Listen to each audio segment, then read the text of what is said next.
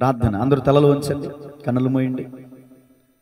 పరిశుద్ధుడా, ప్రేమగల తండ్రి, కృపగలిగిన దేవా, మీకు వందనాలు. మన మధ్యలో దైవజనులు ఉన్నారు, వాక్యం కొరకు ప్రార్థన చేస్తారు. మహోన్నతుడ, మహాగణుడు, పరిశుద్ధుడు అయిన తండ్రి, గొప్ప దేవ, మీకు వందనములు, స్తుతులు, స్తోత్రములు తండ్రి. ఆయన 5-24 వచ్చరమంతా నీ రెక్కల నీడు మమ్మల్ని కాచి కాపాడి సజీవులుగా తండ్రి 25వ వచ్చరం మొదటి రోజు దగ్గరకు మమ్మల్ని తీసుకొచ్చింది దేవా, స్తోత్రములు తండ్రి, వందనములు. ఇంతవరకు మీ దాసనలు పెట్టుకుని మీరు జరిగించిన కార్యమును బట్టి కూడా స్తోత్రములు తండ్రి. మీరు చేసిన ఆశ్చర్య కార్యములు బట్టి స్తోత్రములు నాయన, వందనములు ప్రభా. నాకు, మాకు, కుటుంబానికి, సంఘానికి కావలసిన శుభవర్తమానం మీరు మాకు అందించండి తండ్రి. మీ శుభవాక్కుల ద్వారా మా శరీర ప్రాణాత్మలకు సంతృప్తి, ఆశీర్వాదం దయచేయండి, శక్తి, బలం దయచేయండి. అటువంటి మీ శుభవాక్కులను మీరు మాకు వినిపింపచేయండి తండ్రి. మీకు స్తోత్రములు. మీ దాసి నోటికి తోడుగా మీరుండి మాట్లాడండి ప్రభా. నిలబడువారు మీరు, మాట్లాడువాడు నేను సెలవిచ్చింది తండ్రి. మా అందరితోనూ మీరే మాట్లాడండి ప్రభా. ఇదిగో అది ఎందు వాక్యం ఉండి వాక్యము దేవుని వద్ద, వాక్యమే దేవుడై ఉన్నని సెలవిచ్చినట్లుగా వాక్యమై ఉన్న మీరే తండ్రి మీ జీవాహారమును మాకు తినిపించండి తండ్రి. మాలో విమర్చుకోగల ధన్యత, మాలో అనుభవించుకోగల భాగ్యం మీరు, అటువంటి ధన్యత మీరే మాకు ప్రసాదించండి దేవా. మీ జీవాహారం ద్వారా తండ్రి ఇదిగో సంవత్సరాది మొదలుకొని అంతం వరకు నైనా జీవంతో మేము మిమ్మల్ని గణపరిచే భాగ్యం మాకు ప్రసాదించమని, నీ జీవపు వెలుగులో తేజరిల్లే భాగ్యం అందరికీ మీరు అనుగ్రహించమని, మీరే మాతో మాట్లాడమని వాక్యమయ్యున్న యేసు నామములో వేడుకుంటున్నాం పరమ తండ్రి. ప్రార్థించిన దైవజనరాలకు వందనాలు తెలియజేస్తున్నాను. చేరవచ్చిన మీ అందరికీ కూడా నూతన సంవత్సర శుభాకాంక్షలు తెలియజేస్తున్నాను. అందరికీ వందనాలండి, అందరికీ వందనాలు. God bless you all. తెస్సలోనికులకు రాసిన మొదటి పత్రిక 5వ అధ్యాయము 16వ వచనాన్ని ధ్యానం చేద్దాం. ప్రతి విషయమునందు కృతజ్ఞతాస్తుతులు చెల్లించుడి, ఇలాగు చేయుట యేసుక్రీస్తునందు మీ విషయంలో దేవుని చిత్తము. ఇప్పుడు నా వైపు చూడండి, నాతో కలిసి మాట చెప్పండి. ప్రతి విషయమునందు దేవునికి కృతజ్ఞత స్తుతులు చెల్లించుట మంచిది, ఇలాగు చేయుట దేవుని చిత్తము. స్తుతి అంటే ఏంటి అసలు? చాలామంది తెలియక వ్యంగ్యంగా మాట్లాడుతూ ఉంటారు.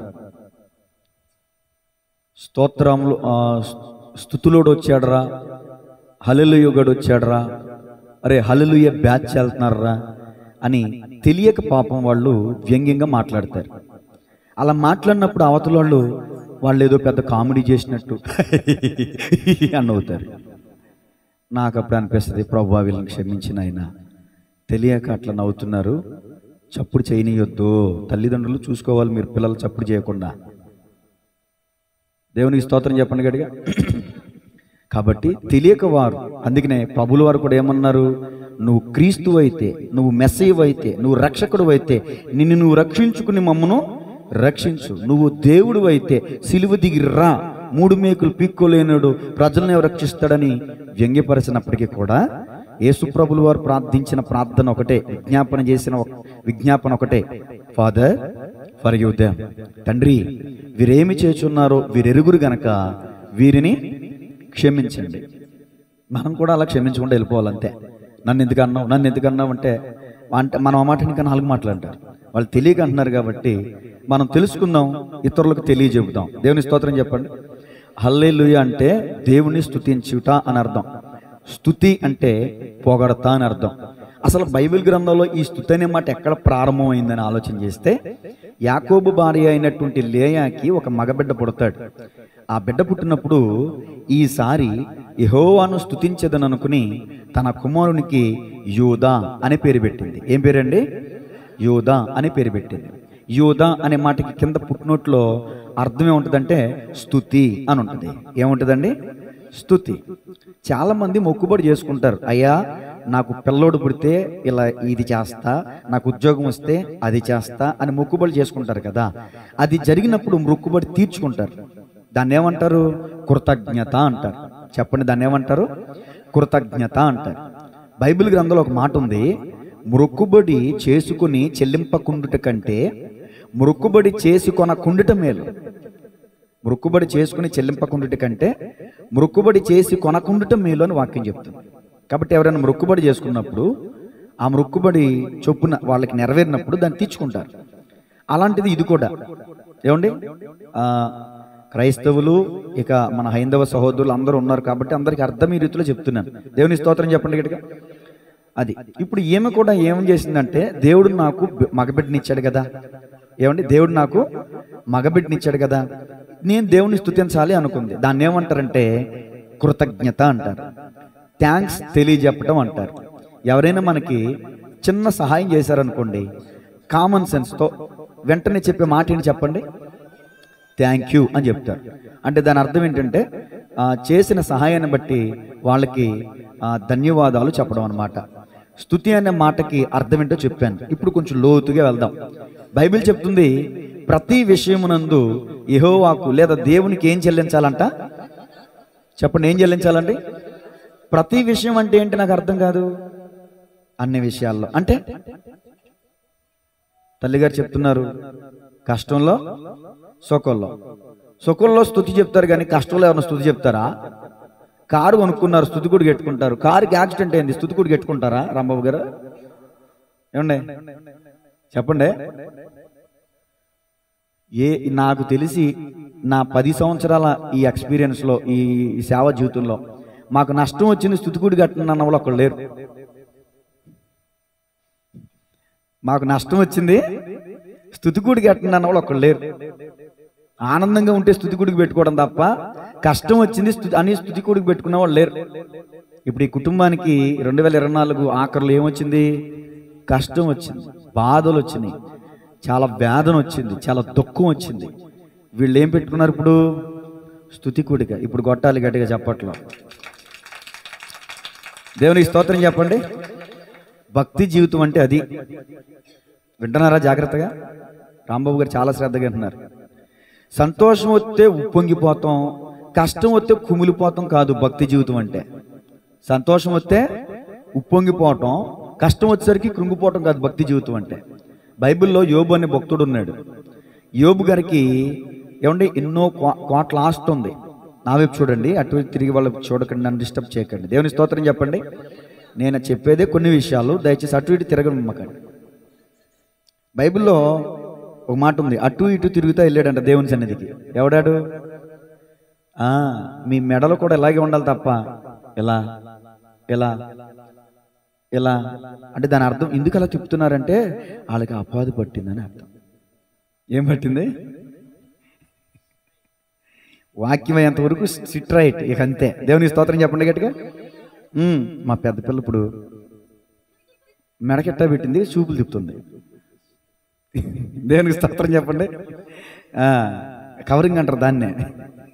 దేవునికి స్తోత్రం చెప్పండి.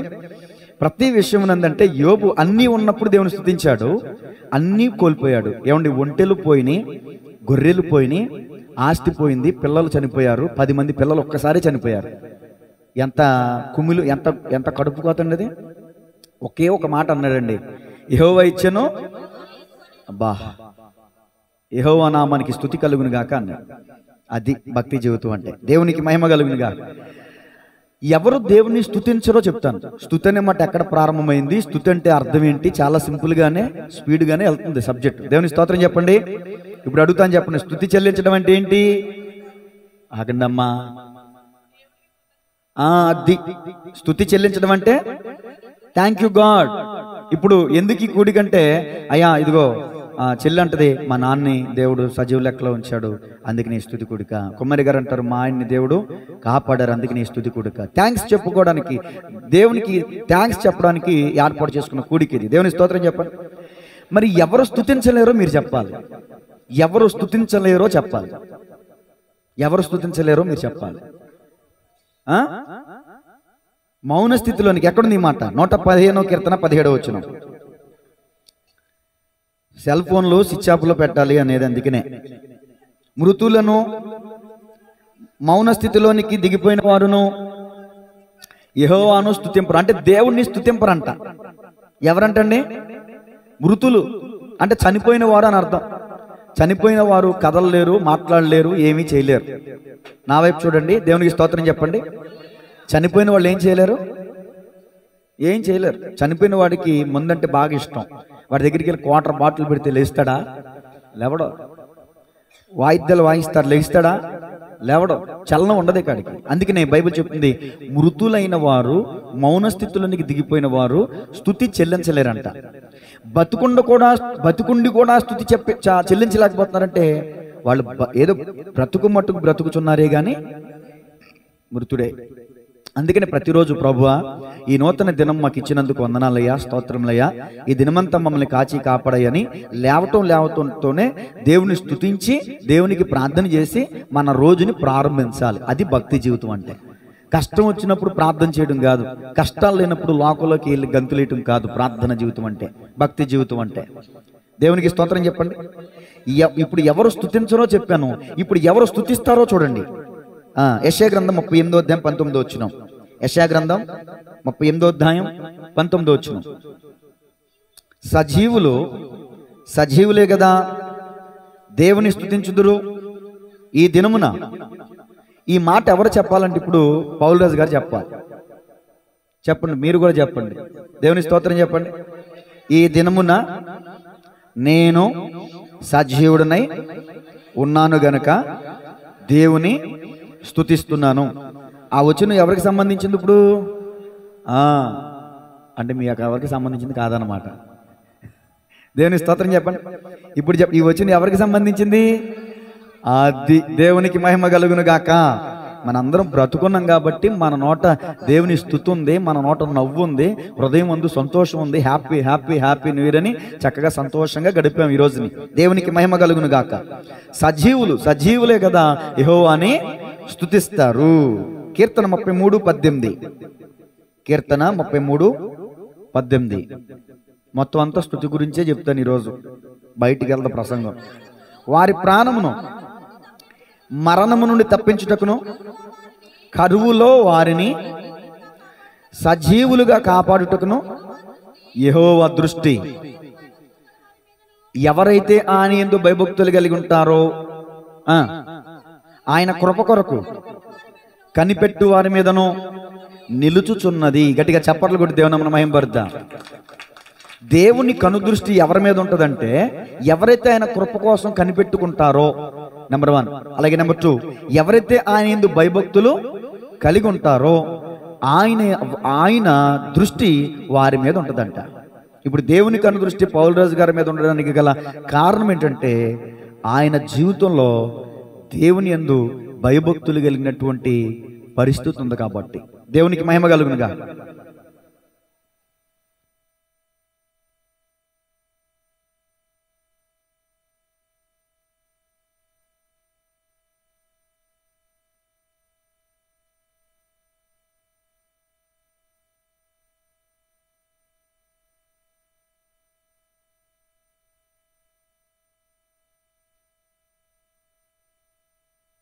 ఈ మాట చెప్పానంటే అలా చూసిన వాళ్ళు ఈరోజు ఇలా మాయమైపోతున్నారండి.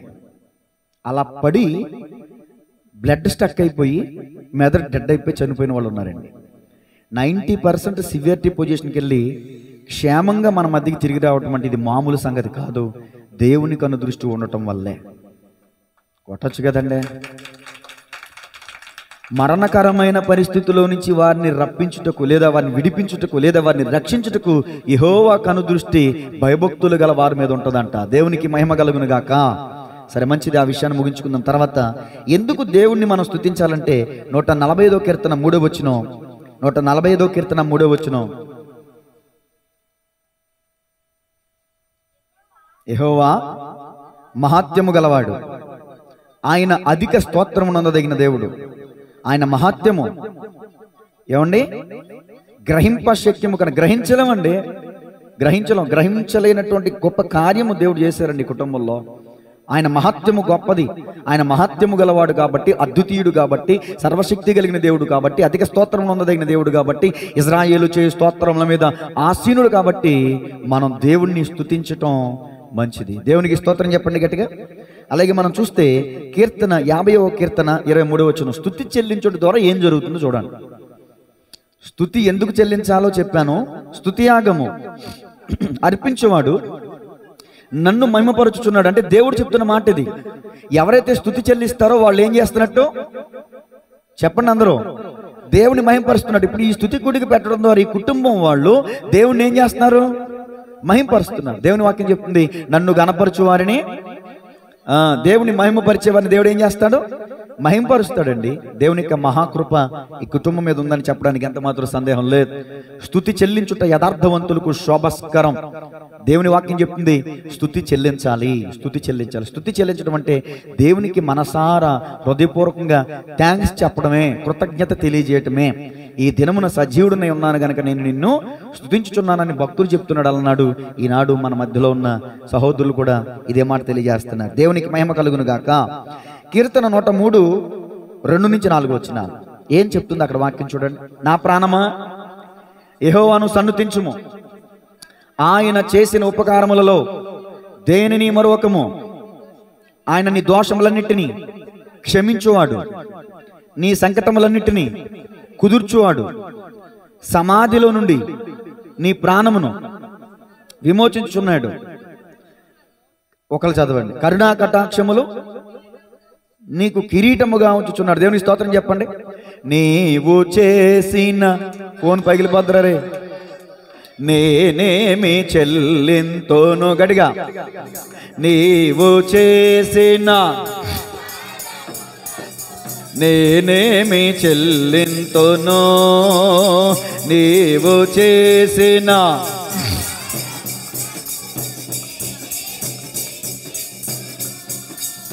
విరిగి నల్లిగిన బలియాగమునకై, విరిగి నల్లిగిన నా హృదయమర్పింతును, జేబుని నిత్యము నిన్ను వెంబడించెదను, రక్షణ పాత్రను నిన్ను వెంబడించెదను. హల్లెలూయా. ఈ రోజున దేవుడు అంటే ఎలా ఉందంటే జనాలకి ఆషామషి అయిపోయింది, వేలాకోలం అయిపోయింది, విక్రంత అయిపోయింది. ఒక మాట చెప్పాలంటే దేవుడు అంటే ఎలా ఉంటాడంటే ఏదో అవసరాలు తీర్చేవాడు, కోరికలు తీర్చేవాడు అన్నట్టు ఉంది చాలామందికి. కోరికలు తీర్చుకోవడం కోసమో, ఆశలు తీర్చుకోవడం కోసమో, ఉద్దేశాలు నెరవేర్చుకోవడం కోసమో కాదు దేవుణ్ణి నమ్ముకోవాల్సింది. మరణం అనే రెండవ మరణం, అగ్నిగుండం నుంచి తప్పించబడడం కోసం దేవుణ్ణి నమ్ముకోవాలి. మీకు చెప్తాను వినండి. 10 మంది దేవుని దగ్గరికి వచ్చారంట. ఆ 10 మంది కుష్ఠరోగులంట. ఎవరంటండి? కుష్ఠరోగులు. చూడండి లోకాసు వార్త 17వ అధ్యాయము 12 వచనం నుంచి 19 వచనం దాకా మీరు తర్వాత చదువుకొని నేను చెప్పేస్తాను, టైం లేదు కాబట్టి. అందరికీ అర్థమయ్యే రీతిలోనే చెప్తున్నాను కదండి. ఎంతమంది వచ్చారు యేసయ్య దగ్గరికి? 10 మంది. అయ్యా మమ్మల్ని బాగు చేయవా, మమ్మల్ని బాగు చేయవా అని 10 మంది వస్తే యేసుప్రభులు వారు అన్నారు, యాజకునికి మీ దేహము కనబరుచుకోండి అని చెప్పాడు. వెంటనే ఆ 10 మంది యాజకునికి తమ దేహాన్ని కనపరచుకోవడానికి వెళ్తున్నారు. యాజకునికి దేహాన్ని కనబరుచుకోవడానికి ఎందుకు వెళ్తారంటే తగ్గిపోయిందా లేదని చూపించుకోవడానికి వెళ్తారు. ధర్మశాస్త్రం ప్రకారం ఆ రెఫరెన్స్లన్నీ కోట్ చేయడానికి టైం కూడా కాదు. ధర్మశాస్త్రం ప్రకారం యాజకుడు వచ్చి పరిశీలన చేయాలి. అది వాప, పుక్క, కుష్ట యాజకుడే తెలియజెప్పాలి. ఇప్పుడు తగ్గిందా లేదా అని తెలియజెప్పుకోవడం కోసం ఎక్కడికి వెళ్తున్నారంటే యాజకుని దగ్గరికి వెళ్తుంటే వాళ్ళ శరీరం వాళ్ళకి తెలిసిపోతుంది, వాళ్ళ శరీరం వాళ్ళకి తెలిసిపోతుంది. 10 మందికి కూడా కుష్ఠరోగం నుంచి విడుదల వచ్చిందంట. గట్టిగా చప్పట్లు కొడుతూ ఇప్పుడు ఈ 10 మంది తిరిగి యేసు ప్రభు దగ్గరికి వచ్చారంటే రాలా.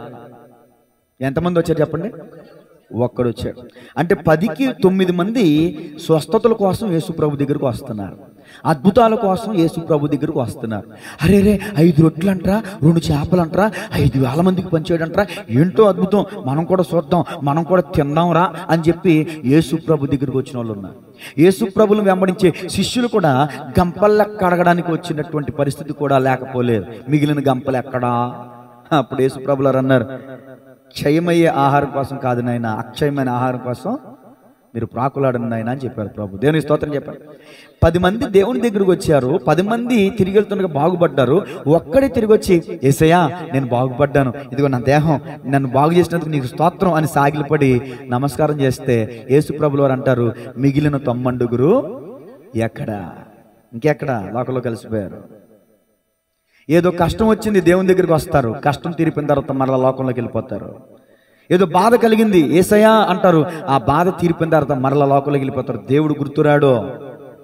అందుకనే ఒక ఆయన అన్నాడు, క్రైస్తవులకి దేవుడు గుర్తు రావాలంటే అనారోగ్యం అన్నా రావాలంట, ఆదివారం అన్నా రావాలంట. ఇంకా మిగిలిన రోజుల్లో ప్రభుని స్తుతించరండి మనోళ్ళు. ఆదివారం అన్నా రావాలంట, అనారోగ్యం అన్నా రావాలంట. వస్తే కానీ దేవుడు గుర్తురాడంట. దేవుని స్తోత్రం చెప్పండి గట్టిగా. 4 అంతస్తుల పైన యజమానుడు ఉన్నాడు, కింద పనుడు ఉన్నాడు. 4 అంతస్తుల నుంచి ఈ యజమాని పిలుస్తున్నాడు. ఇతగాడికి కొంచెం చెవుడు ఉంది, వినబడట్లా. అరే అరే అరే నీ పెద్ద కేకలేసిన పలకట్లా. అప్పుడు ఏం చేశాడంటే 500 రూపాయలు నోట్ వేసాడు కిందకి. 500 రూపాయలు నోట్ వేస్తే కమక్కమని అటు ఇటు చూసి జేబులు పెట్టేసుకుని ఇంకా నెత్తుకుంటున్నాడు. ఆయన ఏమనుకున్నాడు, పైనుంచి 500 రూపాయల నోటు పడేస్తే ఎవడు పడేసాడా అని చూస్తాడేమనుకుంటే ఆడు కిందే చూస్తున్నాడు. ఇంకోసారి 2000 రూపాయల నోటు వేసాడు పైనుంచి.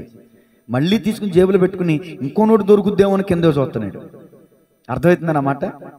ఈసారి యజమానుడు కోపం వచ్చి పక్కన ఒక రాయి బెడ్ ఉంటే తీసుకుని లాగ్ బెడ్ ఒకటి కొడితే అబ్బా అని పైకి చూశాడు. దేవుని స్తోత్రం చెప్పండి గట్టిగా. అంతా నేల సూపేమంది. అంతా నేల సూపు అంటే గుర్తొచ్చింది. పంది అంటే బతికినంత కాలం కిందకే చూస్తుందంట, పైకి ఎప్పుడు చూస్తుంది తెలుసా? దాన్ని చంపే ముందు అంటండి కాళ్ళు చేతులు కట్టేసి కర్రకి దొంగ కట్టేసి అలకెత్తలకి తీసుకెళ్తారంట. అమ్మో ఎంత ఉందా ఆకాశం పైన అనుకుంటుందంట. దేవునికి స్తోత్రం. అందుకనే బైబిల్ చెప్తుంది, భూ సంబంధమైన వాటి మీద మీ మనస్సు పెట్టుకొనొద్దు, పరలోక సంబంధమైన వాటిని మీరు వెదకండి. యేసు ప్రభుల వారిని ఎంతకు ఎదుగుతున్నారంటే ఆరోగ్యం కోసం ఎదుగుతున్నారు, అప్పులు పోవాలని ఎదుగుతున్నారు, రోగాలు పోవాలని ఎదుగుతున్నారు, ఇల్లు కట్టుకోవాలని ఎదుగుతున్నారు, పెళ్ళవ్వాలని ఎదుగుతున్నారు, ఉద్యోగం రావాలని ఎదుగుతున్నారు, గర్భఫలం రావాలని యేసు ప్రభుని ఎదుగుతున్నారు, దేవుని ఎదుగుతున్నారు తప్ప పాపం నుంచి విడుదల పొందాలని ఎవ్వరికి కూడా ఆలోచన లేదండి. కృషితో నాస్తి దుర్భిక్షం అన్నారు. కష్టపడితే ఏదైనా మనం సాధించగలం. కష్టంతో పైకి వచ్చిన వాళ్ళు చాలా మంది ఉన్నారు. దేవుడు అంటే నమ్మకం లేని నాస్తికులు కూడా గొప్ప ఉన్నతమైన స్థితిలో ఉన్న వాళ్ళు ఉన్నారు. కాబట్టి గమనించాలి, యేసు ప్రభుని ఎందుకు నమ్ముకోవాలంటే రోగాలు పోతాయని కాదు. దేవుని స్తోత్రం చెప్పండి గట్టిగా. సరే, నేను ఆ సబ్జెక్ట్ చెప్పట్లేదు కానీ ఈ మాట చెప్పాలి ఖచ్చితంగా. రోగాలు పోతాయని యేసు ప్రభుని నమ్ముకోకూడదు. యేసు ప్రభుని నమ్ముకుంటే రోగం పోయిద్ది. అర్థమవుతుందన్న మాట. దేవుని స్తోత్రం చెప్పండి గట్టిగా. అద్భుతాలు జరుగుతాయని యేసు ప్రభుని నమ్ముకోకూడదు. ఆయన నమ్మితే ఖచ్చితంగా అద్భుతం జరిగింది. యేసయ్య నామంలో శక్తి ఉన్నదయ్యా, శ్రీ యేసయ్య నామంలో శక్తి ఉన్నదయ్యా. నమ్మితే చాలు నీవు పొందుకుంటావు, నమ్మితే చాలు నీవు. యేసయ్య నామంలో శక్తి ఉన్నదయ్యా, శ్రీ యేసయ్య నామంలో శక్తి ఉన్నదయ్యా. దురాత్మలను పరద్రోలే,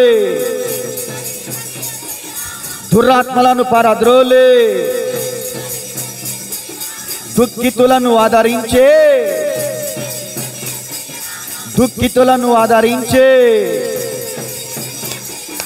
యేసయ్య నామంలో శక్తి ఉన్నదయ్యా, శ్రీ యేసయ్య నామంలో శక్తి ఉన్నదయ్యా. యేసయ్య నామంలో శక్తి ఉన్నదయ్యా, శ్రీ యేసయ్య నామంలో శక్తి ఉన్నదయ్యా. హల్లెలూయా. 107వ కీర్తన 6వ వచనం నుంచి చదవండి. మరి 10 నిమిషాలు ముగిస్తాను. వారు కష్టకాలమందు యెహోవాకు మొరపెట్టిరి, ఆయన వారి ఆపదలలో నుండి వారిని విడిపించాను. వారొక నివాసపురము చేరునట్లు చక్కని త్రోవ, ఇరుకైన త్రోవ. ఇజ్రాయిలీలు అనుకున్నారు కష్టాల త్రోవ అనుకున్నారు. ఎర్ర సముద్రాన్ని చూసి ఎవరో సౌండ్ చేస్తున్నారు, నాకన్నా బాగా సౌండ్ చేస్తున్నారు. చేతుల మీద వాతలు ఎట్టేస్తాను, యేసు రక్తమే జయం. దేవుని స్తోత్రం చెప్పండి గట్టిగా. హల్లెలూయా. దేవుని స్తోత్రం చెప్పాలి గట్టిగా. చదవండి. వారు కష్టకాలమందు యెహోవాకు మొరపెట్టారంట, దేవుడు వారి ఆపదలో నుంచి విడిపించి వారిని చక్కని మార్గంలో నడిపించాడంట. అది అయిపోయిన తర్వాత ఇంకొక మాటలోకి వెళ్ళిపోవాలి. ఆయన కృపను బట్టి, నరులకు ఆయన చేయు ఆశ్చర్య కార్యములను బట్టి వారు యెహోవాకు అద్దిగది కృతజ్ఞతాస్తుతులు. ఇప్పుడు ఎందుకండి ఈ కుటుంబం కృతజ్ఞత కొడికి పెట్టుకున్నారంటే దేవుడు ఆశ్చర్య కార్యం చేశాడు. ఇక్కడ దేవుని స్తోత్రం చెప్పాలి గట్టిగా. ఏంటి ఆశ్చర్యకార్యం? వీరు ఆపదలో ఉంటే ఆ ఆపదలో నుంచి దేవుడు తప్పించాడు. గాల్లో దీపం పెట్టి దేవుడా నీదే భారమని నేను అన్నా. చాలా మంది వ్యంగ్యంగా మాట్లాడతారు. తెలియక ఎవరో పాస్టర్ గారు మాట్లాడిన మాటించుకుని అందరికీ ఆపాదించేసి, అరే వీళ్ళకి రోగం వస్తే హాస్పిటల్కి వెళ్ళరంటారా, వీళ్ళకి యేసు ప్రభు ప్రార్థన చేసేతనా తగ్గించేస్తాడంటారా. ఎవరు చెప్పారండి అట్టాగా? ఇప్పుడు పౌలరాజు గారు ఫోన్ చేశారు నాకు ప్రార్థన చేయడానికి రమ్మని. ముందు నేను ఎక్కడ తీసుకెళ్ళాను? హాస్పిటల్కి తీసుకెళ్ళాను. మరి ప్రార్థన చేసి ఇక్కడ స్వస్థపరిచవచ్చుగా. నేను మానవుని కృషి ఉండాలి, దేవుని కృప ఉండాలి. గుడ్డెద్దెలు చేలోబడినట్టు ఎవరేది చెప్పేది అది వినేయటం, దాన్ని వ్యంగ్యంగా మాట్లాడేయటం. కాబట్టి గమనించాలి, మేము కూడా ట్యాబ్లెట్లు వేసుకుంటాం, మేము కూడా హాస్పిటల్కి వెళ్తామండి. దేవుని స్తోత్రం చెప్పండి గట్టిగా. ఎవరో ఒక నూటికో కొట్టుకో అరాకొర ఉంటారని చెప్పి అందరికీ అలా ఆపాదించకూడదు. నేను ముందుగా చెప్పేది అంటే మంచి హాస్పిటల్కి వెళ్ళండి అమ్మా, మంచి సజెషన్ తీసుకోండి, నలుగురు చెప్పండి, ఎక్కడికి వెళ్ళమంటారు కనుక్కోండి, మంచి హాస్పిటల్. నేను కూడా చెప్తాను. నలుగురు నాకు ఎందుకు చేస్తారంటే ఎక్కువగా హాస్పిటల్తో టచ్లో ఉంటాను కాబట్టి నాకు చేస్తారు. అయ్యారు ఎక్కడికి వెళ్ళమంటారు? దేవునికి స్తోత్రం చెప్పాలి గట్టిగా. అది కాబట్టి గమనించాల్సిన పరిస్థితి. వారు కష్టంలో యెహోవాకు మొరపెట్టారంట. వీళ్ళు హాస్పిటల్కి వెళ్ళి వీళ్ళ ప్రయాస వీళ్ళు పడతంతో పాటు ఒక పక్క కూర్చుని దేవునికి మొర్ర పెట్టారు. దేవునికి స్తోత్రం చెప్పాలి గట్టిగా. అయ్యా నువ్వు బతికించాలి, నువ్వు బతికిస్తావు, నువ్వు నమ్మదగిన దేవుడివి అని కుటుంబం ఏడ్చి కన్నీరు విడిచి మొర్ర పెడితే దేవుడు ఆ మొర్ర ఆలకించి వీరున్నటువంటి ఆపదలో నుంచి విడిపించాడు. మరొకసారి గట్టిగా చప్పట్లు కొడుతూ దేవుని మనం మహిమపరుద్దాం. దేవునికి మహిమ కలుగును గాక. 19 నుంచి 21 వచనాలు చదవండి. 107వ కీర్తన, అదే కీర్తన. కష్టకాలమందు వారు యెహోవాకు మొరపెట్టిరి, ఆయన వారి ఆపదల నుండి వారిని విడిపించాను. ఆయన తన వాక్కును పంపి వారిని బాగు చేశాను. ఆయన వారు పడిన గుంటలో నుండి వారిని విడిపించిన. ఇప్పుడు అర్థమైందా మీకు? ఆయన తన వాక్కును చేసి ఏం చేశాడంట చెప్పండి? బాగు చేసాను. డాక్టర్లు చెప్పారు 90% చెప్పలేం. ఆపరేషన్ జరుగుతుండగా హార్ట్ స్ట్రోక్ రావచ్చు, ఇది సెప్టిక్ షాక్లోకి వెళ్ళిపోయిన పరిస్థితి, మా చేతుల్లో ఏమి లేదు, మీకు ఇష్టమైతే సంతకం పెడితే మేము ఆపరేషన్ చేస్తాం. అందరూ ఆశలు వదిలేసుకున్న పరిస్థితి. వారు కష్టకాలం ముందు యెహోవాకు మొరపెట్టక దేవుడు వారి ఆపదల నుంచి విడిపించను. యెహోవా తన వాక్కును పంపించి బాగు చేశాడంట. గట్టిగా చప్పట్లో. దేవుని వాక్యలో స్వస్థత ఉంది. నీ వాక్యమే నన్ను బ్రతికించుచున్నది, ఇదే నా బాధలలో నాకు నెమ్మదిని కలిగించు. నీ వాక్యమే నన్ను బ్రతికించెను, బాధలలోనే మదినిచెను. నీ వాక్యమే నన్ను బ్రతికించెను, బాధలలోనే. కృపాశక్తి దయాశక్తి సంపూర్ణుడా వాక్యమై ఉన్న యేసు. కృపాశక్తి దయాశక్తి వాక్యమై ఉన్న యేసు. నీ వాక్యమే నన్ను బ్రతికించెను, బాధలలోనే. స్తుతి పాడుటకే బ్రతికించిన జీవనదాతవు, స్తుతి పాడుటకే బ్రతికించిన జీవనదాతవు. ఎన్నాళ్ళుగా మమ్ము తల్లివలే నన్ను, నీ ప్రేమ నాపై అన్నడు మారదు, నీ ప్రేమ నాపై అన్నడు మారదు. జీవిత కాలమంతా ఆధారం నీవేనయ్యా, నా జీవిత కాలమంతా ఆరాధించి గణపరతును, నిన్నే ఆరాధించి నిన్నే గణపరతును. హల్లెలూయా, నిన్నే ఆరాధించి. హల్లెలూయా. 147వ కీర్తన మొదటి వచనం. మరొక 5 నిమిషాల్లో ముగిస్తాను. 147వ కీర్తన మొదటి వచనం. యెహోవాను స్తుతించుడి, మన దేవునికి స్తోత్రగానము చేయుట. ఏమన్నా ఇంట్లో గదిలో కూర్చున్న వాళ్ళు వింటున్నారా? వింటున్నారండి? నా వెనకాల ఈ మాట చెప్పండి మీరు కూడా. యెహోవాను స్తుతించుట మంచిది, దేవునికి స్తోత్రగానము చేయుట మంచిది. గమనించాలి, ఆ 10 మందిలో ఒక్కడే తిరిగి వచ్చాడు 9 మంది లోకల్లో. ఇప్పుడు ఆ ఒక్కనితో సమానం ఎవరో? పౌలురాజు గారు. చూడండి, ఇది పరిస్థితి కాదు, వాళ్ళ శరీరం సహకరించట్లా, ఇంట్లో ఆర్థికపరమైన పరిస్థితి సహకరించట్లా. నేను చెప్పానమ్మా 2 నెలల తర్వాత పెట్టుకుందరు కానిలే, సరే అన్నారు. కానీ వీళ్ళ మనసు ఒప్పుకుంటలా, మనసు అంగీకరించట్లా. నేను చెప్పాను మా పర్లేదులేమ్మా 2 నెలల తర్వాత పెట్టుకుందరు కానిలే, అయ్యా మా మనసు ఒప్పుకుంటలేదయ్యా, మా మనసు అంగీకరించట్లేదయ్యా. మనసులో దాన్ని ఏమంటారు, కలిచేస్తుంది వీళ్ళకి. ఏంటి, దేవుడు ఇంత అద్భుతం చేస్తే చిచ్చి మౌనంగా ఉంటాం ఏంటి? ఇంత ఖర్చు పెట్టి నాన్న బతికించుకున్నాం కదా, మా ఆయన బతికించుకున్నాం కదా, ఇంత మరి కొంతైనా ఖర్చు పెట్టి దేవునికి స్తుతిగానం చేయకపోతే ఎలా, దేవునికి థ్యాంక్స్ చెప్పకపోతే ఎలా, ప్రతి సంవత్సరం జరిగే స్తుతి కొడుకుని ఆపటం ఏంటని చెప్పి ఏమండి అష్ట కష్టం మీద ఈ స్తుతి కొడుకుని ఏర్పాటు చేసుకున్నారండి. అసలు ఈరోజు స్తుతి కొడుకుగా జరగాల్సిన పరిస్థితి కాదండి. వీళ్ళ కుటుంబ పరిస్థితి కానీ, ఆర్థిక పరిస్థితి కానీ, శారీరక పరిస్థితి కానీ 15 రోజులు హాస్పిటల్లో ఉండొచ్చారంటే మాటలా, 1 రోజు 2 రోజులు ఉంటేనే డేలా కొట్టేస్తాం మనం. అలాంటి 15 రోజులు హాస్పిటల్ ఉండి, ఇప్పుడు అందరూ అంటారు పేషెంట్ వెనకాల ఉన్న వాళ్ళు పేషెంట్లు అయిపోతారంట. అవునా కదా? పేషెంట్కి చెక్ చేదరదంట, చేసేవాళ్ళు ఉంటే రోగం కూడా ఒక భోగమేనంట. పెద్దవాళ్ళు చెప్తారు ఉండి, ఊరికి అన్నది చెప్పాలి. కానీ వెనకున్న వాళ్ళు పేషెంట్లు అయిపోతారు. ఆయన ఐసీయూలో బాధపడుతుంటే ఏమో చేతులు పట్టుకుంటే చేతులు చల్లబడిపోతున్నాయి.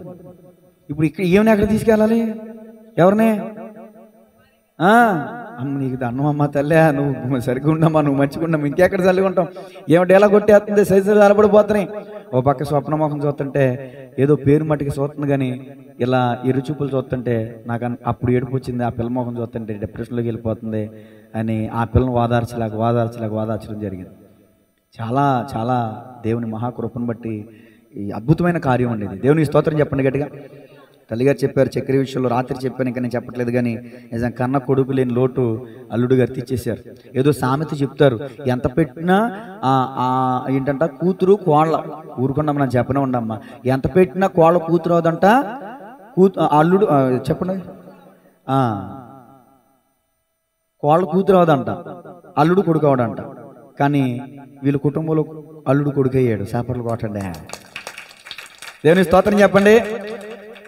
వీళ్ళు అనుకున్నారు పెద్ద పెద్ద చదువులు చదివించేసి విమానం ఎక్కించేసి అక్కడ దూరదేశాలు పంపించేయాలి కూతురు అనుకున్నారు. ఏజ్రత్నమే చేయాలి. ఇప్పుడు ఎవరు శుద్ధురు? దేవునికి తెలుసు. ఎర్ర సముద్రం కాడికి వాళ్ళు వస్తారని వాళ్ళు 400 సంవత్సరాలు బానిస బతకక ముందే దేవుడు సముద్రంలో బాట వేసాడంట, చక్కని మార్గం. ఇలాంటి పరిస్థితులు వస్తాయని తెలిస్తే చేదోడు వాదోడు ఉండటానికి దేవుని ఏర్పాటు ప్రణాళిక ఇది. దేవుని స్తోత్రం చెప్పండి గట్టిగా. మనం ఏవేవో అనుకుంటాం, కానీ దేవుని చిత్తం, దేవుని ప్రణాళిక లేకుండా ఏది ఎన్ని తలచినా జరిగేది నీ చిత్తమే ప్రభువా, జరిగేది నీ వాక్కుకై నా ప్రార్థన ఆలకించుమా ప్రభువా, నా ప్రార్థన ఆలకించుమా. నా ఇంటి దీపం నీవే అని తలచి పదిలపరచితి, నా ఇంటి దీపం నీవే అని తలచి నా హృదయం నీ కొరకై పదిలపరచితి. ఆరిపోయినా ఆరిపోయినా నా వెలుగు దీపము వెలిగించుము నీ ప్రేమతో ప్రభువా, వెలిగించుము ప్రేమతో. ఎన్ని తలచినా ఏది అడిగినా జరిగేది నీ చిత్తమే ప్రభువా, జరిగేది నీ చిత్తమే. నా దీపము యేసయ్యా నీవు వెలిగించినావు, సుడిగాలిలోనైనా జడివానలోనైనా ఆరిపోదులే నీవు వెలిగించిన దీపము, ఆరిపోదులే నీవు వెలిగించిన దీపము.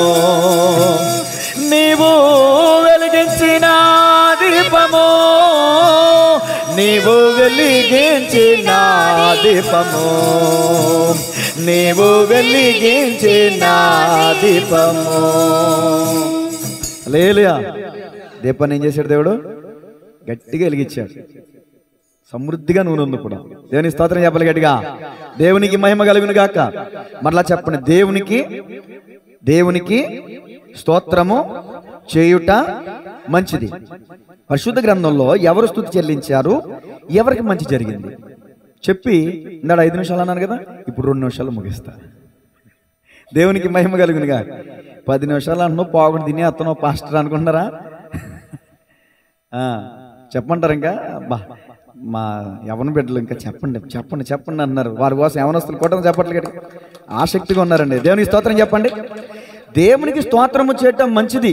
పరిశుద్ధ గ్రంథంలో స్తోత్రము చేసి మంచి కార్యాన్ని పొందుకున్న వాళ్ళు ఉన్నారు, విజయం పొందుకున్న వాళ్ళు ఉన్నారు, విడుదల పొందుకున్న వాళ్ళు ఉన్నారు. వాళ్ళ గురించి టచ్ చేసుకుని అవుట్లైన్స్ చెప్పుకుంటా నేను ముందుకు వెళ్ళిపోతాను. దేవుని స్తోత్రం చెప్పండి. యెహోషాపాతు అనే రాజు ఉన్నాడు, యోధా రాజుల్లో. ఆ రాజ్య పరిపాలన చేస్తున్నప్పుడు నలుదిక్కు నుంచి శత్రువులు వచ్చారు. ఏం చేయాలో తెలియట్లా. ఆయన దగ్గర బలగం లేదండి, శక్తి చాలదు. వెంటనే ఉపవాస దినం చాటించి మనసు నిబ్బరం చేసుకుని దేవుని మందిరానికి వెళ్ళాడంట. అతను మాత్రమే కాదు, ఆ ప్రాంతంలో ఉన్న ప్రజలందరూ కూడా వెళ్ళారంట. ఒక మాట చెప్పంటారా, అక్కడ చంటి పిల్లలు స్తన్యం అంటే పాలిచ్చే తల్లులు కూడా వెళ్ళిపోయారంట. ప్లేస్ లేకపోవడం వల్ల అక్కడ ఉంటుంది, రాయబడి ఉంటుంది, నిలవబడి ప్రార్థన చేశారంట. నిలవబడి, ఇంతకుముందు అక్కడ నిలబడ్డారు. ఎందుకు నిలబడ్డారు? ప్లేస్ లేదు.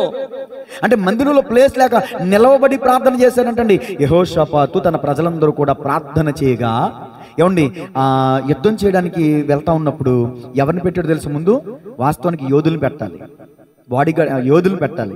కానీ ఎవరిని పెట్టాడు తెలుసా? స్తుతించేవారిని ముందు పెట్టాడంట. దేవునికి స్తోత్రం కలుగునుగా. దేవుడు వాగ్దానం ఇచ్చాడు, నిబ్బరం కలిగి ధైర్యంగా ఉండు, యుద్ధం యెహోవా దేవుడే యుద్ధం జరిగిస్తాడని యెహోషాపాతుకు వాగ్దానం ఇచ్చాడు. ప్రార్థన చేశాడు, వాగ్దానం పుచ్చుకున్నాడు, యుద్ధానికి వెళ్ళాడు. యుద్ధానికి వెళితే కత్తితో ఒక శత్రువుని కూడా చంపలేదండి. కత్తి తీసి ఒక శత్రువుని కూడా చంపల. ఆ శత్రువులకే దేవుడు వైరం కలగజేసి ఆ శత్రువులు ఒకరినొకరు నరుక్కుని చచ్చిపోయేలా దేవుడు చేశాడు. గడిగా చప్పట్లు కూడా ధ్యానం మహిమపడతా. ఈ రోజున శత్రువులు మనల్ని చుట్టుముట్టవచ్చు. ఈ రోజున మన పరిస్థితులే శత్రువులై ఉండొచ్చు. కానీ నా యేసయ్య ఆజ్ఞాపిస్తే ఆ పరిస్థితులన్నీ కూడా తారుమారైపోగలవు. దేవునికి మహిమ కలుగునుగా. స్తుతి నీ స్థితి మారుస్తుంది. చెప్పండి, స్తుతి నీ స్థితిని మారుస్తుంది. అక్కడ స్థితి మారిపోయిందండి, తారుమారైపోయింది అక్కడ పరిస్థితి. అతి తక్కువ సైన్యం అతి విస్తారమైన సైన్యం మీద జయం పొందారు. అక్కడ బెరాకా అనే మాట ఉంటుంది. బెరాకా అనగా స్తుతి లోయ. చెప్పండి, బెరాకా అనగా స్తుతులు. ఆ లోయలో దేవుని నామాన్ని స్తుతించి గణపరిచారు. స్తుతించడం ద్వారా యెహోషాపాతు రాజ్యంలో జయము కలిగింది. మీరు దేవునికి స్తోత్రం చేయటం మంచిది. ఏంటా మంచి? మీకు జయం కలుగుద్ది. దేవునికి స్తుతి చెల్లించడం ద్వారా మీకేం కలుగుద్దమ్మా? జయం కలుగుద్ది. తెలియదు చాలా మందికి. దేవునికి స్తోత్రం చెల్లించడం ద్వారా జయము కలుగుతుంది. మొదటి మాట. రెండో మాట చూడండి. మొదటి మాట ఏమో 2వ దినవృత్తాంతంలో 21-24 వచనాలు నేను చెప్పేశాను, ఇంకా చదవద్దు. రెండో మాట యెహోషువ గ్రంథం 6వ అధ్యాయం 14-16 వచనాలు, అలాగే 20 వచనం రాసుకోండి, తర్వాత చదువుకోండి. యెహోషువతో పాటు ఉన్నటువంటి ఇశ్రాయేలు ప్రజలు యెరికోను పట్టుకోవడానికి వెళ్తున్నారు. యెరికో ప్రాంతం శాపగ్రస్తమైన ప్రాంతం. ఈ యెరికోని దాటితే గానీ వాళ్ళు పాలు పుట్టేండ్ల ప్రపంచ దేశానికి వెళ్ళరు. మనకు కూడా అనేక అడ్డులు వస్తూ ఉంటాయి, అనేక అడ్డుబండలు వస్తూ ఉంటాయి. ఈ యెరికో ప్రాకారం చుట్టూ యెహోషువ తన ప్రజలందరూ ఏం చేశారంటే స్తుతి కేకలేస్తూ తిరిగారంట. స్తుతి కేకలేస్తూ గోడ చుట్టూ తిరిగారంట. ఆ గోడ ఇప్పుడు రాంబాబు గారు వెనకాల ఉంది చూసారు గోడ, అది ఎన్ని అంగుళాల గోడ అండి? మీరే చెప్పాలి రాంబాబు గారు. ఏమోనా మీకు ఈ లెక్కలు తెలీదా? అదో కట్టిన ఆయన చెప్తున్నారు. అది దేని స్తోత్రం చెప్పాలి గట్టిగా. మన కట్టిన ఆయన ఆడుకుని పక్కన ఆయన ఏం చెప్తారు? 4 అంగుళాల గోడ అంటండి అది. దాని మీద మనిషి నడిచి వెళ్ళటానికి కూడా కష్టమే. నేను చెప్తున్న ఈ యెరికో గోడ ఈ ఒక్క గోడ మీద 6 రథాలు వెళ్ళిపోతాయండి ఒకసారిగా. 6 రథాలు అంటే ఎంత ఎడల్పో చూడండి, అర్థమవుతుందా? ఈ గోడ మనం తనినా పడదు. తంతే పడతా? ఎముక ఎదురీతి బోన్ డిస్లాకెట్ అయిపోద్ది వేసిరా తన్నేరు. కానీ మన గోడ తంతే మన ఇప్పుడు అసలే బోన్స్లో ఏం లేదు మనకే, అయిపోయింది మొత్తం డ్రగ్స్ ఫుడ్డే మనం తినేది, మొత్తం ఏండ్రమే వేసి రక్తం అయ్యో పాయిజన్ ఫుడ్డే మనం తినేది. బోన్స్లో ఏం బలం లేదు ఈ రోజున. అట్ట పడిపోతాం ఊరికి. అలా పడుతుంటే ఎమిగిరిపోయింది అంటున్నారు, అలా పడుతుంటే బోన్స్ దాని ఏమంటారు ప్యాచర్ అంటున్నారు. వేసి రక్తమే చేయం, ఏటమాసమే బలం. దేవునికి మహిమ కలుగునుగా. ఎప్పుడు గమనించాలి, 6 రథాలు వెళ్ళేటటువంటి ఒక గోడ. ఆ గోడ చుట్టూ ఇశ్రాయేలీలు నేను కొంచెం గట్టిగా అరవమంటారు సందర్భాన్ని బట్టి, ఏమనుకోరు, పిచ్చి పట్టింది అనుకోరు కదా. యెహోవా నామానికి స్తోత్రం, యెహోవా నామానికి స్తోత్రం, యెహోవా నామానికి స్తోత్రం అని భయపడింది. ఏమైంది అమ్మా, ఇప్పుడు దాకా పాస్టర్ మాయ బాగానే ఉన్నాడు కదా, ఒక్కసారిగా ఎలా అరిచేటంటే చూస్తున్నా అమ్మాక. మీ అందరికీ చెప్పాను కానీ పిల్లగా చెప్పలేదు నేను. పాపం సీర్చి ఉలికి పడిపోయింది. దేవుడా కొంచెం ధైర్యపరిచిన ఆయన.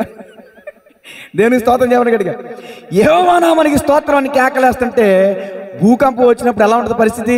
టీవీలో చూసాం, మన ఊరు రాళ్ళ దేవునికి మహాకృప. భూకంపం వచ్చినప్పుడు వణిపోతే చూసారా, ఆ ఇరుకు గోడ అలా అట్లా వణుకుతా కుప్ప కూలిపోతే ప్రాకారాన్ని ఎక్కి ఆ యొక్క ప్రాంత ప్రజలందరినీ కత్తివాత సంహరించి ఆ పట్టణాన్ని పట్టుకుని విజయోత్సాహంతో దేవుని స్తుతించారు. దేవునికి స్తోత్రం కలుగును గాక. అక్కడ కూడా కత్తి వాడలేదు, బాంబే లేదండి, బాంబే లేదు, కత్తి వాడలేదు. స్తుతి కేకలు వేశారు. ఎరుకో కోట చూడండి, ఆ గోడ ప్రాకారం ఏదైతే ఉందో అది కుప్ప కూలిపోయింది. దేవునికి మహిమ కలుగునుగా. స్తుతి నీ స్థితిని మారుస్తుంది, నెంబర్ 1. 2, స్తుతి నిన్ను శక్తి, నీకు బలాన్ని ఇస్తుంది. టైం ఎంత అయిందండి? ఏసి రక్తం ఎవరి గోల అల్లలేను, పోనే ఆయన గోల అయింది, మన గోల మన దేశ రక్తమే చేయం. దేవునికి మహిమ కలుగును గాక. పాపం అన్ని కష్టాలు ఉన్నాయి. పాపం 9 గంటలకు కూడా లైట్ వేసి తిరుగుతున్నాడు. ఏసు రక్తమే చేయం. ఎక్కడున్నా ఇప్పుడు ప్రాకారం చుట్టూ తిరిగారు, స్తుతి కేకలు వేశారు, వాళ్ళు జయోత్సాహంతో దేవుని మహిమపరిచారు. ఆఖరి మాట చెప్తాను, 30 నిమిషాల్లో ముగిస్తాను. అపోస్తల కార్యాలు 16:25-26 వచనాలు. అక్కడ పౌలు శీలను పట్టుకుని బంధించి చెరసాల్లో వేశారండి. పౌలు శీలను పట్టుకుని బంధించి చెరసాల్లో వేశారండి. బొండ అని ఉంటుందండి అక్కడ, అంటే పెద్ద బండ అనుకుంటా. సంఖ్యలు వేసారంట, బండకు వేసి బిగించేశారంట, చెరసాల తలుపులు వేసారంట. అప్పుడు వాళ్ళిద్దరు ఏం చేశారంటే ఒక పాట రూపంలో చెప్తాను. ఒక పాట రూపంలో, పౌలు శీలను బంధించి చెరసాలలో వేసిన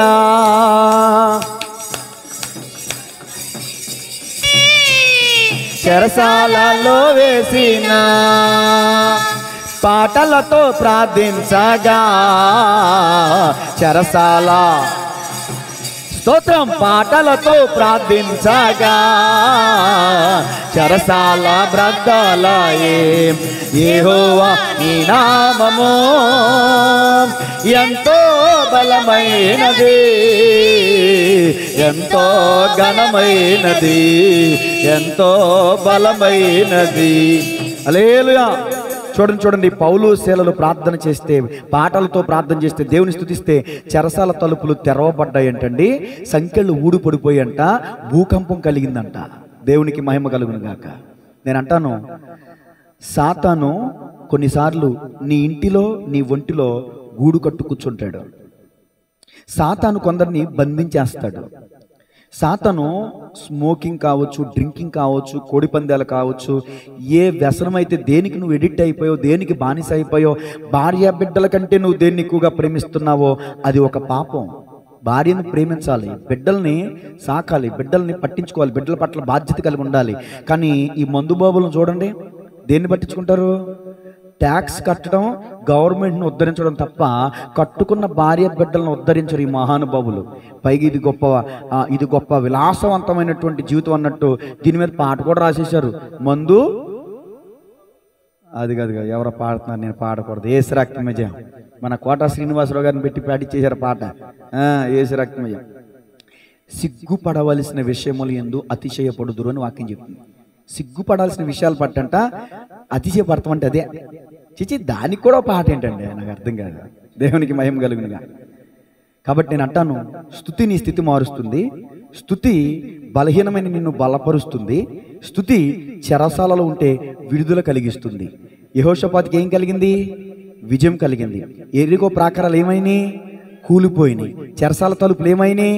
తెరవబడ్డాయి. నీకు విజయం కలగాలంటే నువ్వేం చేయాలి? స్తుతి చెల్లించాలి.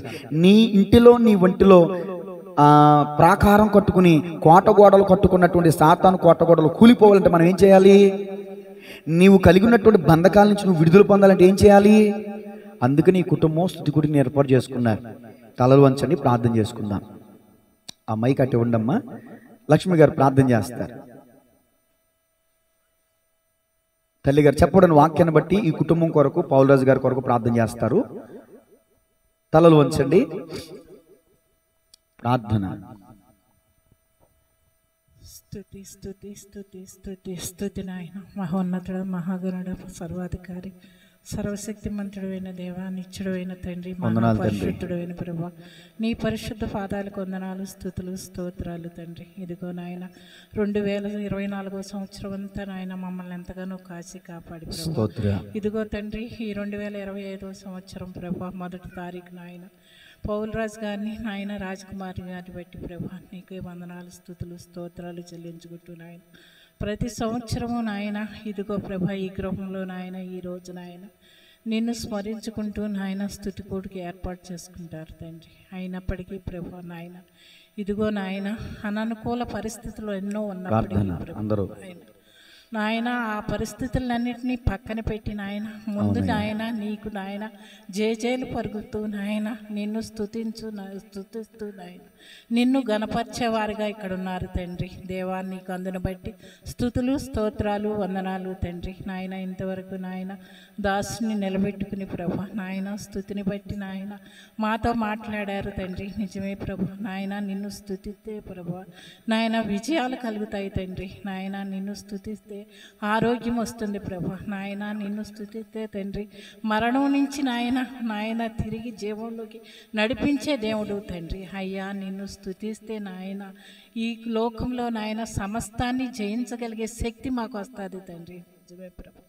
అయ్యా నాయన ఇదిగో నాయన ఈ 1వ తారీఖు ప్రభా నాయన ఆత్మీయ తండ్రి నిలబెట్టుకుని ప్రభా నాయన మీరు మాతో నాయన ఆయన ముఖాంతరంలో ఉండి నాయన ఇక్కడ చేరి ఉన్న ప్రతి బిడ్డతోటి మీరు మాట్లాడిన మాటలను బట్టి మీకు వందనాలు, స్తుతులు, స్తోత్రాలు చెల్లించుకుంటూ ప్రభా నాయన ఒక్కసారి నాయన బోయస్రావు గారిని మీరు జ్ఞాపకం చేసుకోండి తండ్రి. అయ్యా బిడ్డను దర్శించండి నాయన.